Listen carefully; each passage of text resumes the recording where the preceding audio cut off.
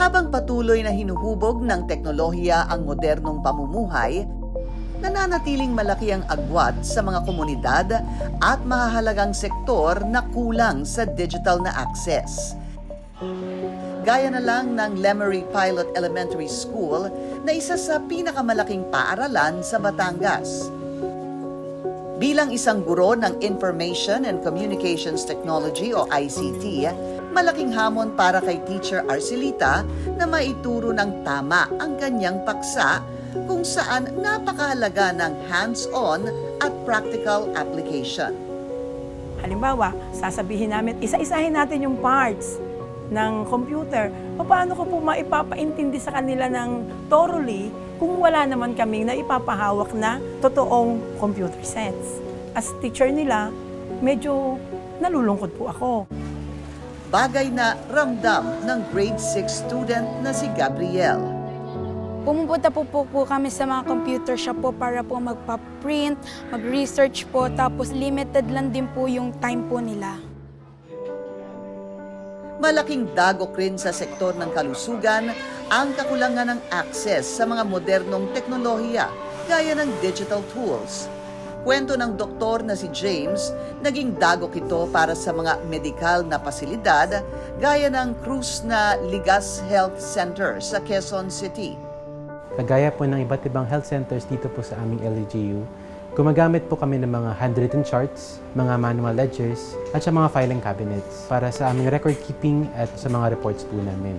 So sa panahon po ngayon, since nasa digital age na po tayo, ina-expect na rin po ng mga pasyente din po natin na mas easier access po yung mga records. Itong mga files din na po ito is naging vulnerable sa mga hindi inaasahan mga instances tulad ng bagyo, ng sunog, and may chance din na baka mamaya mawala.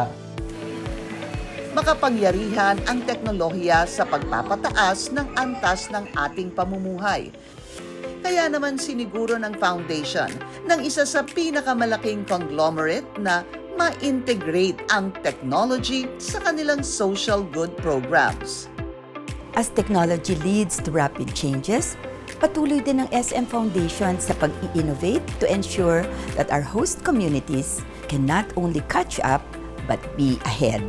Nagsimula ito sa pangangailangan na gawing mas efficient ang mga serbisyo, lalo na nung pandemic.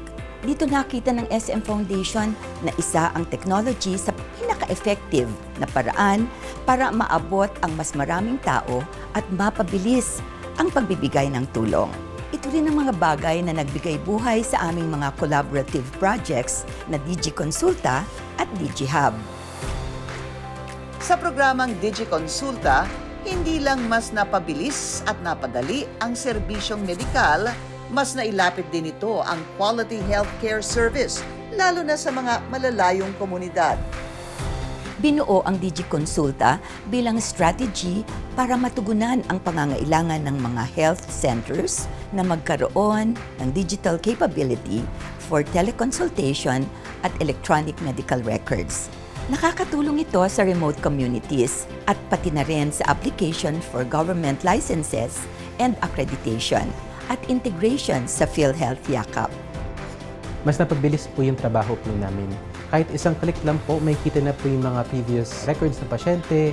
Efficient po siya in a sense na nakapagbigay po kami ng adequate na follow-up. At the same time, napaprovide po namin yung services po namin.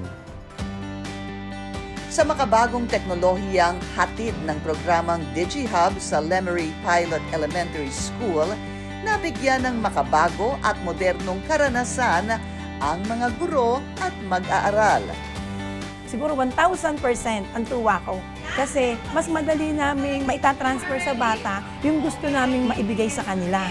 Nahahawakan nila, sila mismo ang nagbubuting, yung nag-o-open ng system. Natutunan ko po yung paano po mag-manage po ng mga computer po. Nalibang po ako doon, kaya po ang hilig ko po ay ang gumamit ng computer po. Tsaka po natupad ko po yung pangarap ko po or may potential po akong maging ICT po.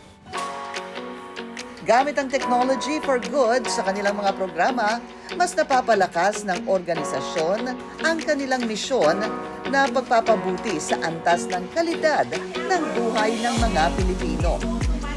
In everything we do, we strive for inclusive progress. With our social good partners, we aim that no one gets left behind in the digital transformation. Lahat ng sektor, lalo na ang mga nasa malalayong lugar, should have equal access to technology. Sa ganitong paraan, ang pag-unlad ay nararamdaman ng bawat komunidad, hindi lamang ng iilan.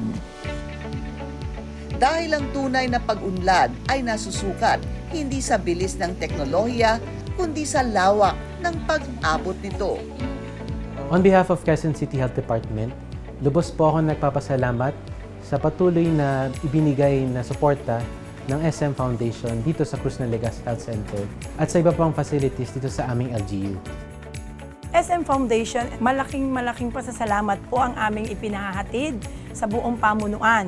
Without your blessing, your gift to us, hindi po magiging kasing smooth ang aming teaching learning process.